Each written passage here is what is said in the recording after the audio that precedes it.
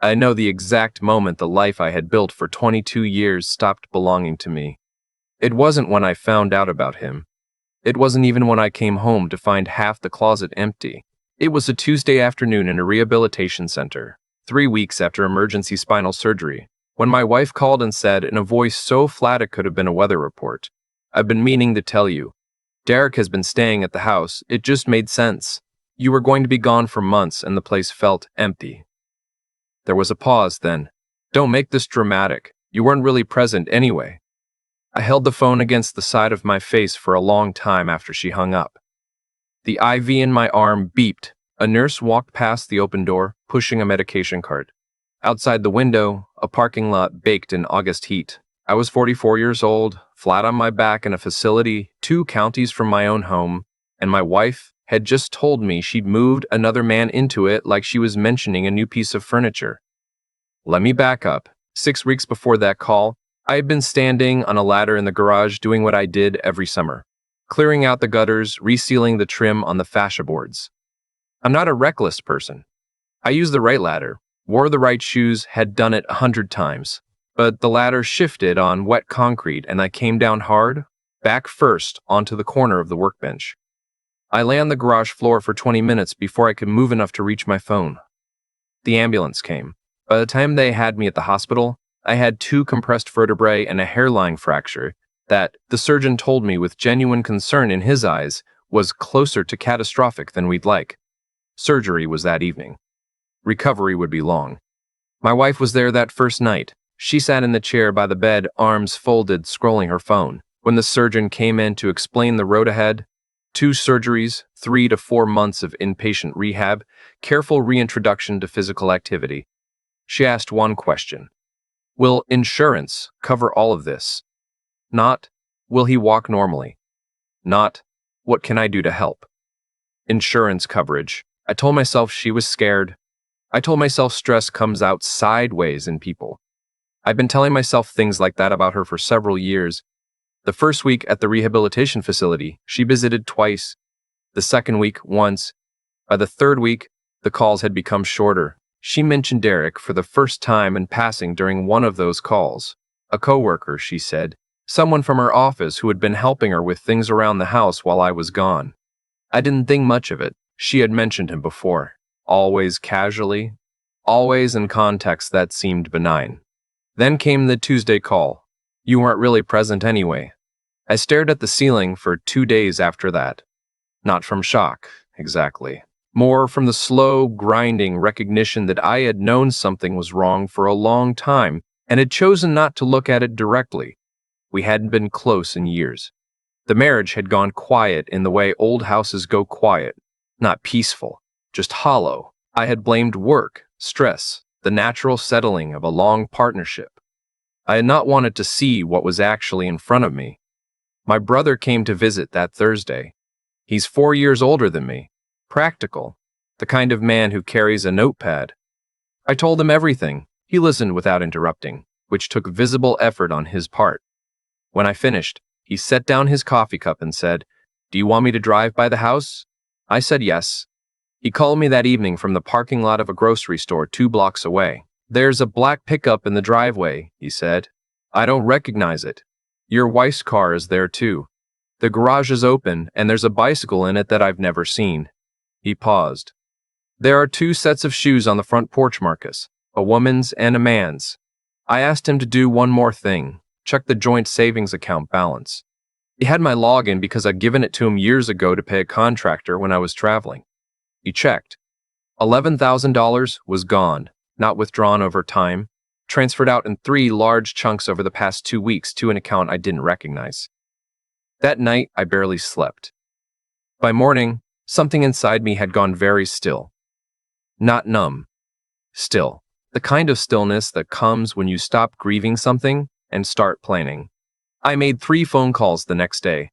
First, to my bank, to freeze the joint account and dispute the unauthorized transfers. The representative was cautious but helpful. She flagged the transfers for review. Second, to a family attorney my brother had used during a business dispute. A woman named Carol, no nonsense. The kind of attorney who speaks in complete sentences and never uses the word hopefully. I explained my situation from the rehab facility bed, propped up on 2 pillows, voice as steady as I could keep it. She listened, asked focused questions, and said, "I'll need documentation of the transfers, evidence of the affair if possible, and you'll need to understand that the house is jointly titled." I understood. I had helped purchase that house. My name was on it. Whatever happened next, that mattered.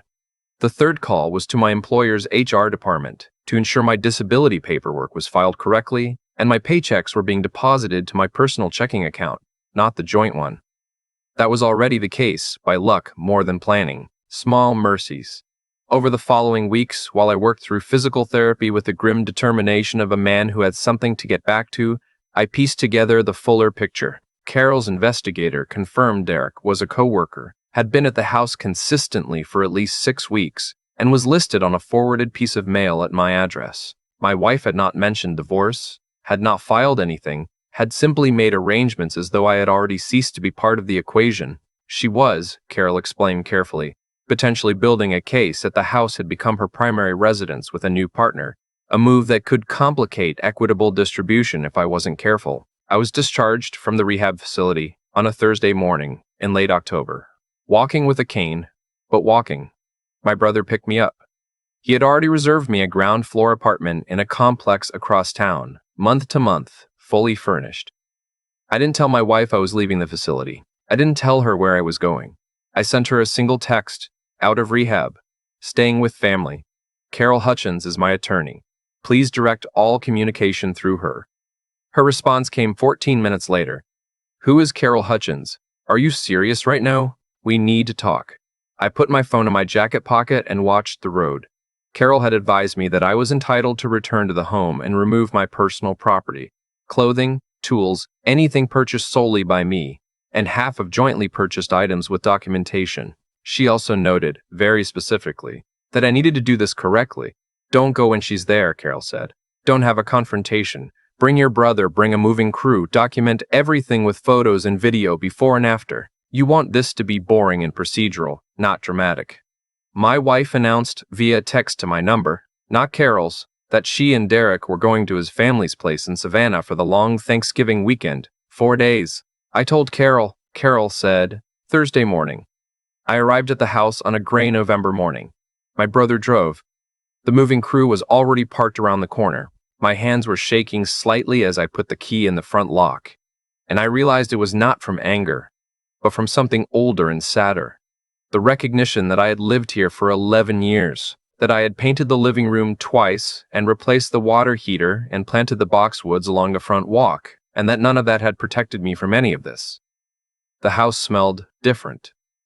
Not badly, just different. A different soap, a different cologne, something cooking that had been burned and cleaned up and left a faint ghost of itself in the kitchen. There was a gym bag by the bottom of the stairs that wasn't mine, a second phone charger plugged into the outlet in the living room, a razor in the bathroom that I had never owned. Evidence, everywhere, that the house had moved on without me. I walked from room to room with my phone recording, narrating what I saw. Then the movers came in and we began.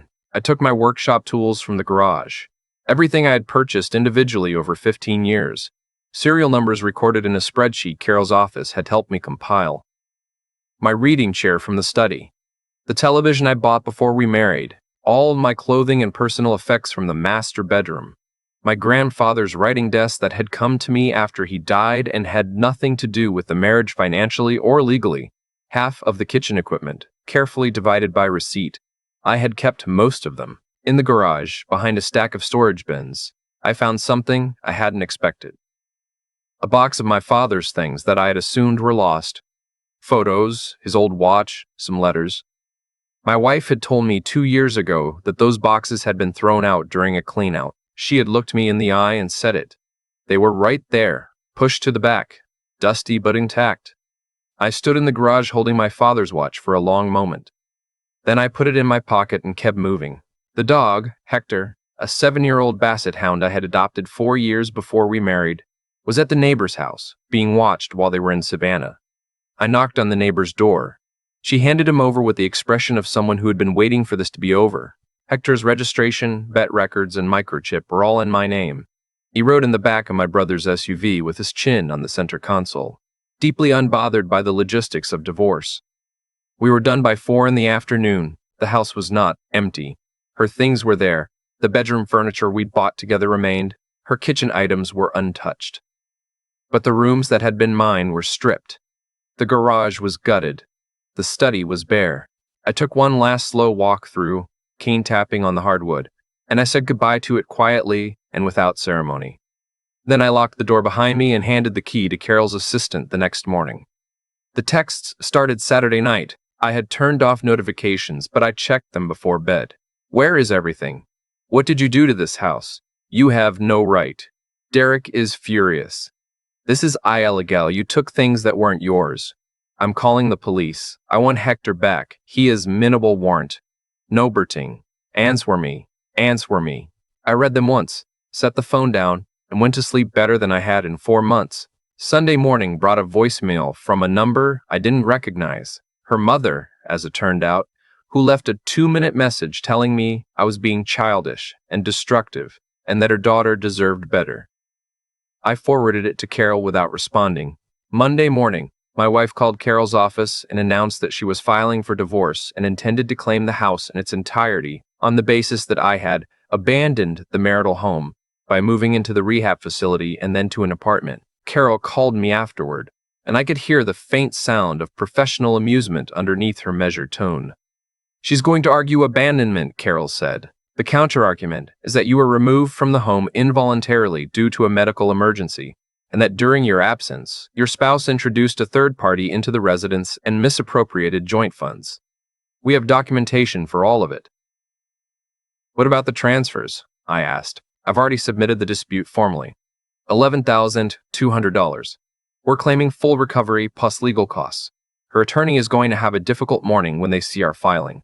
The first mediation session was 6 weeks later. I walked in with a cane I no longer needed medically, but had kept for exactly this kind of moment. There is something clarifying about visible evidence of what a person has been through. My wife sat across the table in a blazer I hadn't seen before, new highlights in her hair, looking like someone who had already redecorated. Derek was not present. His absence felt deliberate. Her attorney spoke first, laying out a position that amounted to, my wife had maintained the home during a prolonged absence, had managed household expenses alone, and was entitled to primary equity in the property as a result. He presented this with genuine confidence. Carol let him finish. Then she opened her folder. She put the phone records on the table, call logs showing that my wife had declined to visit the rehabilitation facility on 41 separate occasions over 4 months, several of which coincided with weekends where her location data, pulled from social media posts, showed her in restaurants, at a concert, at the beach. She put the bank statements on the table. The $11,000 transfers, time-stamped, traced to an account in Derek's name that my wife had apparently been funding. She put the neighbor's signed statement on the table. The neighbor had been watching Derek's comings and goings since June, was happy to document them, and had done so in considerable detail. She put the transcript of the voicemail on the table, the one my wife had left me the day after my first surgery, when she called to ask whether I had updated my life insurance beneficiary and whether the policy payout would cover the remaining mortgage. I had saved it because something about it had struck me as wrong even then. Now it sat on the table in a mediation room, and my wife's attorney looked at it for a long moment without speaking. My wife's expression did not collapse. She was not the collapsing type, but something shifted behind her eyes. A recalibration, a recognition that the position she had walked in with no longer existed. Her attorney asked for a recess. They took 20 minutes. When they came back, the language had changed entirely. We settled 4 weeks later.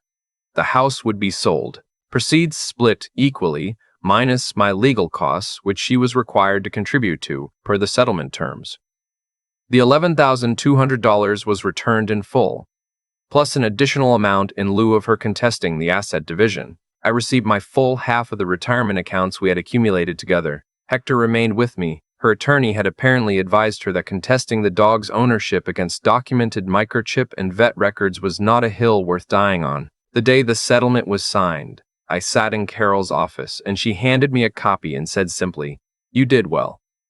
I drove home to the apartment, let Hector out into the small yard. Anne sat on the back step in the cold December air, watching him sniff along the fence line with the unhurried dignity of a dog who has no interest in anyone's drama. My brother came over that evening with food, and we ate at the kitchen table and didn't talk about my wife or Derek or any of it. We talked about our father, actually. I had the watch now, and I had gotten the letters translated from Polish, and there were things in them we hadn't known about him. It was the best evening I'd had in longer than I could accurately measure. 3 months after the settlement, the house sold. My portion of the proceeds arrived by wire transfer on a Wednesday. I sat at my desk and looked at the number on the screen for a while. It was enough for a down payment somewhere new. It was enough to start over from a position of stability rather than desperation. It was enough. I found out, through my brother who had heard it from a mutual friend, that Derek had moved out of my wife's new rental apartment sometime in January. Apparently, the relationship had not survived the transition from staying in someone's house rent-free to actual adult cohabitation with consequences. I had no particular reaction to that information. I did not feel vindicated by it. It was simply a fact about people I no longer thought about daily. What I thought about in those early months was the box from the garage, my father's letters, his watch, the photographs I had assumed were gone. My wife had looked me in the eye and told me they'd been thrown out. She had said it without hesitation, without any visible discomfort. I've turned that moment over many times since, not with rage, but with a kind of clinical curiosity about who I had chosen to spend 22 years with, and what I had been too comfortable to examine. I don't have a clean moral to offer. I don't think I behaved perfectly through any of this. I slapped no one in a parking lot. I filed no dramatic confrontations. I removed my belongings in a legally documented and thoroughly boring Thursday afternoon move. I hired a good attorney. I kept records, and I let the facts speak for themselves in a mediation room.